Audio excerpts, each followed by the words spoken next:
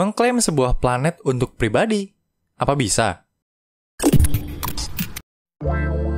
Welcome to Channel Bicara. Ngomong-ngomong, udah lama juga ya manusia bisa membeli dan memiliki pulau pribadi di dunia ini. Tapi bisakah kita mengklaim sebuah planet di masa depan? Menarik.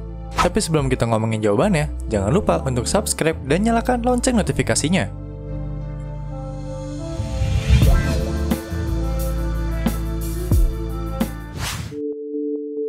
Kolonisasi Mars.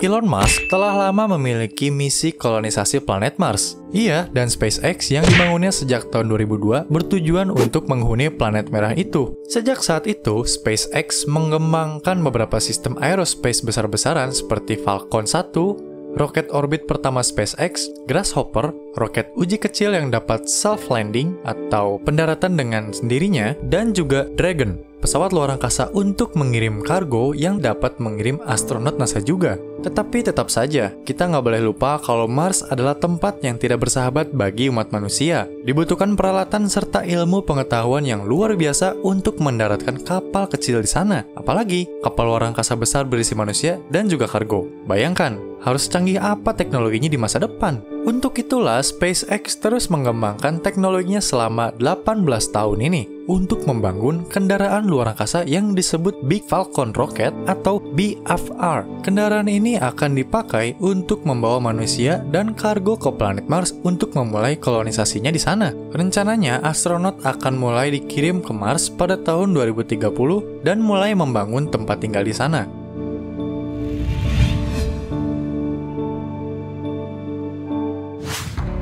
Bisakah manusia mengklaim sebuah planet? Nah, kita mulai masuk ke inti pertanyaannya.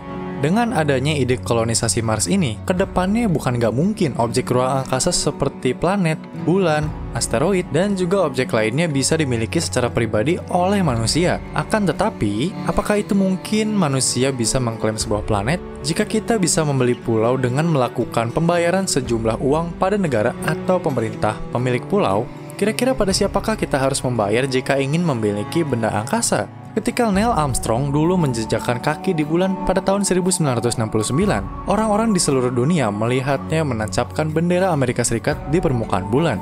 Tindakan itu mungkin seperti menyeratkan kepemilikan teritori seperti mengesankan bahwa bulan dimiliki oleh Amerika Serikat yang berhasil mengirim seorang manusia ke sana. Namun, tindakan itu hanyalah sebuah simbolisme semata karena adanya Outer Space Treaty atau perjanjian luar angkasa pada tahun 1967.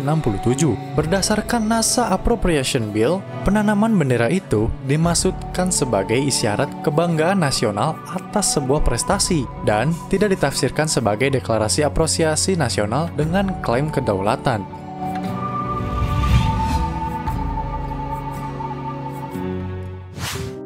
Perjanjian hukum ruang angkasa.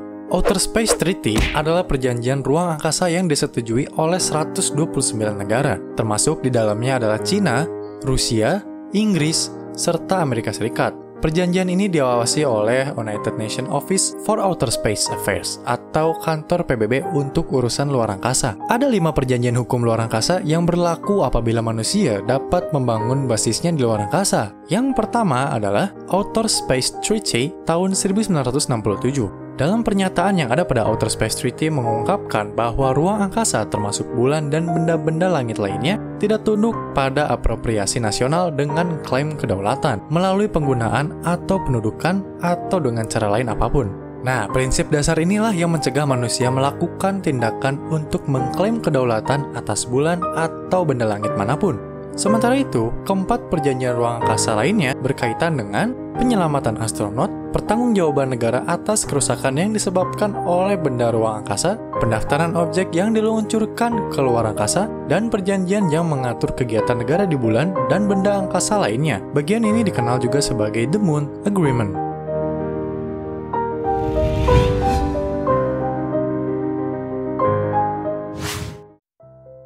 Menggali sumber daya ruang angkasa. Meskipun pada faktanya negara tidak diperbolehkan untuk mengklaim sebuah planet atau benda langit lainnya, perjanjian internasional tersebut membiarkan perusahaan swasta dan negara menggunakan dan menggali sumber daya yang ada pada suatu benda langit. Namun dengan catatan, tidak ada pernyataan kepemilikan atas benda langit tersebut. Jadi, kita bisa mengambil dan memiliki sumber daya yang ada pada sebuah benda langit tanpa menuntut kedaulatan atas keseluruhan objek tersebut. Jadi intinya, meski tidak diperbolehkan bagi negara manapun untuk mengklaim sebuah planet dan segala isinya, eksplorasi sumber dayanya masih diizinkan.